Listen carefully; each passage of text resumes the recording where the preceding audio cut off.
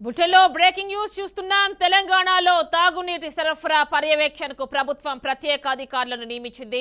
33 జిల్లాలకు 10 మంది ఐఏఎస్లను నియమిస్తూ నిర్ణయం తీసుకుంది. రాష్ట్రంలో తాగునీటి సరఫరా సజావుగా జరిగేలా చూడాలని అధికారులను ఆదేశించింది. జూలై చివరి వరకు ఈ ప్రత్యేక అధికారులు సెలవు పెట్టకూడదని ఉత్తర్వుల్లో పేర్కొంది.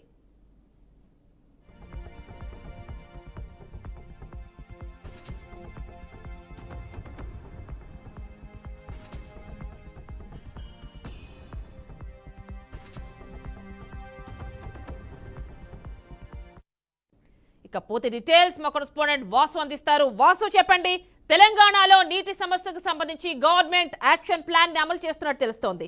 దీనిలో భాగంగానే 33 జిల్లాలకు 10 మంది ఐఏఎస్లను నియమించినట్టు తెలుస్తోంది. డీటెయిల్స్ ఇవ్వండి.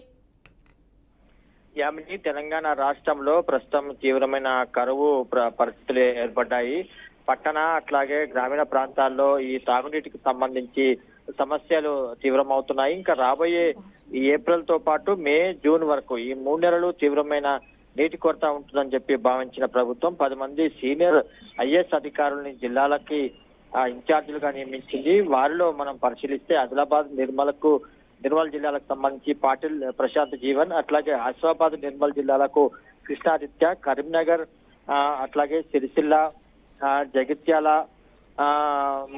పెద్దపల్లి ఈ జిల్లాలకు సంబంధించి ఆర్వి కన్నన్, అట్లాగే నల్గొండ, భువనగిరి, సూర్యాపేట జిల్లాలకు సంబంధించి అంటా రామచంద్రన్ నియమించింది ప్రభుత్వం. దీంతో పాటు నిజామాబాద్, కామారెడ్డి జిల్లాలకు ఏ శరత్, అట్లాగే రంగారెడ్డి, మేడ్చల్, వికారాబాద్ జిల్లాలకు విజయేంద్ర, మహబూబ్ నగర్, గద్వాల్, వనపర్తి, అట్లాగే నారాయణపేట్, నాగర్ కర్నూలు ఈ జిల్లాలకు సంబంధించి శృతి ఓజా, వరంగల్, మహబాద్, ములుగు, భూపాల్పల్లి, ఈ జిల్లా జనగామ ఈ జిల్లాలకు సంబంధించి బీగోపి, అట్లాగే మెదక్, సంగారెడ్డి, సిద్దిపేట జిల్లాలకు భారతి హోల్కెరి, ఖమ్మం, కొత్తగూడెం జిల్లాలకు సంబంధించి సురేంద్ర మోహన్. ఈ 10 మంది సీనియర్ ఐఏఎస్ అధికారులని 33 జిల్లాలకు సంబంధించి హైదరాబాద్ మినహాయిస్తే మిగతా జిల్లాలకు ఇన్ఛార్జీలుగా నియమించింది. వీరు ఈ వేసవి కాలంలో ఇప్పటి నుంచి వేసవికాలం పూర్తయ్యే వరకు పూర్తి స్థాయిలో తక్షణమే విధుల్లో జాయిన్ అయ్యి వాళ్ళు అక్కడ ఉన్న స్థానిక పరిస్థితులు కానీ తాగునీటి సమస్యకి